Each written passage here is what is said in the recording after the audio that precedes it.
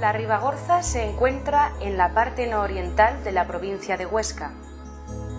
Este territorio surge con personalidad propia en el siglo IX, como condado que dependía de los condes de Tolosa.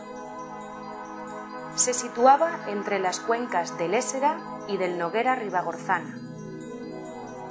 En el siglo XI, con el rey Sancho el Mayor, pasará a formar parte de la Casa de Aragón, y sus reyes se denominarán de Aragón y Ribagorza.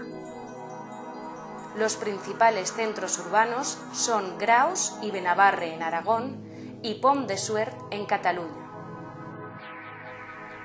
En la actualidad, el territorio está organizado en dos comarcas.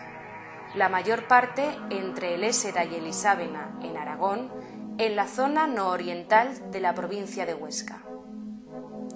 Y otra más pequeña en tierras catalanas, en el curso alto del Noguera Ribagorzana, en la zona noroccidental de Lérida. Hoy en día hay poblaciones occidentales que por historia y lengua eran ribagorzanas y ahora se encuentran en otras comarcas de la provincia de Huesca.